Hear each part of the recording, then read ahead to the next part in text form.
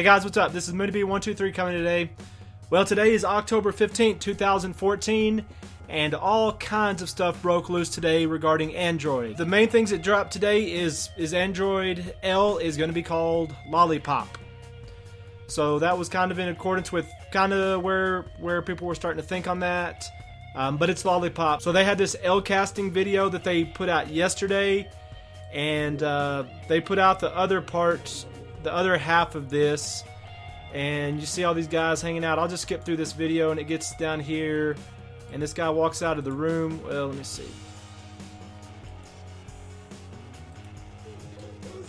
This guy walks out of the room with the Lollipop, and obviously he got the job. So Lollipop is the newest version of Android. That's what L is going to stand for, is Lollipop. So that's cool. And when Lollipop is available, whenever that comes through CyanogenMod or however I can get that on the Note 2, I'll definitely be making videos on how to put that on the Note 2 and any other phones that I have. The disappointment of today is the pricing on the Nexus 6.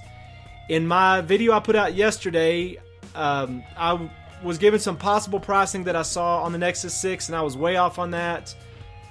I did say in that video, though, the Nexus 6 is probably going to be higher than previous Nexus devices, and that was absolutely true, because the base model Nexus 6 is going to be $649. That's a 32 gigabyte, and that is based off of the official Moto blog. You scroll down here, and it says right here, the Nexus 6 will be available for pre-order through Google Play Store in late October, starting at $649. So some people saw that $649 and they were hoping maybe that's the carrier price, and maybe the price on the Google Play will be cheaper than that. Well, nope. Moto says right there, as clearly as they can, that through the Google Play Store, that the Moto 6 is going to be $649. So that's definitely a huge disappointment. Really ready to snatch it up, and now I'm out. I'm just out. I understand that that's definitely in line with current flagship phones. With the Note 4, it's cheaper than the Note 4. So I understand that it's in line with current smartphone prices, with flagship smartphone prices. But the problem is all of those prices are inflated in the first place.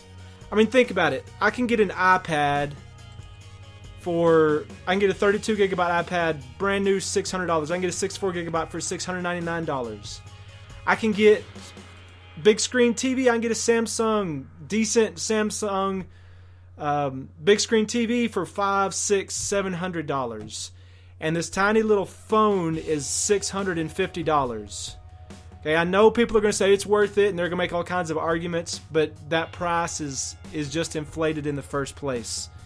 Yes, you can compare it to the Note 2, and yes, you're getting a better price than you are on the Note 2, but all of those prices are too expensive in the first place. So some people will say, well, I'll make sure and buy it through a carrier, which that's a good thing. And let me see if I can find, let's see, that place where it shows all the carriers. So you'll be able to get this for T-Mobile, AT&T, Verizon, US Cellular, Sprint. So the Nexus 6 is going to be available on all the carriers, but it's not going to be a different phone for all those, because actually the one phone that you can get from the Google Play will have all the bands, will have all the radios that you need to be able to use that phone on any carrier. You're going to be able to use that on any carrier. So some people are going to say, well, I'm just going to buy it on AT&T and I'll buy it through contract and I'll be able to buy it for $200. One of these days, we're going to get smart enough to realize that we're being ripped off by that. And in fact, the carriers are moving more and more to trying to show you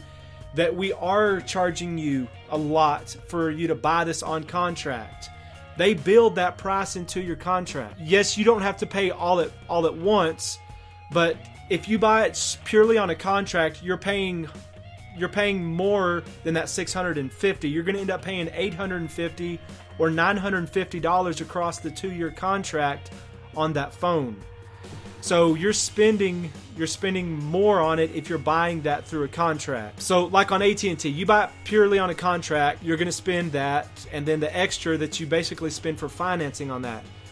If you buy it through their Next plan, where basically you buy the phone outright and they just divide that across a certain number of months, that's not as bad that way. In fact, you come out probably okay on that. You're not paying much in interest on that. I'm not going to make an excuse and say, well, you know what, I've just decided that it's too big, or the camera probably was going to suck anyways. I'm not going to make any of those kind of excuses. I know if I got that phone that I would enjoy the phone. There's nothing that I wouldn't enjoy about it.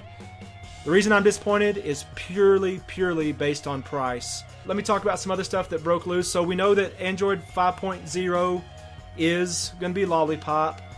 They also announced today the Nexus 9, which we knew that was going to come. So this is made by HTC. It's going to be an 8.9 inch. Let me scroll down here to the specs. 8.9 inch IPS LCD, battery 6700 milliamp hours. It's going to have a 64-bit processor, so pretty cool there. And this is another thing that doesn't make sense to me. I think the base model, the 16 gigabyte, I think is $399. So go figure that. How does this tablet that's got an 8.9 inch display on it cost $399, where the other one costs $649 to start off with? I don't know. I'm sure people can give reasons. There's probably differences there, but anyways.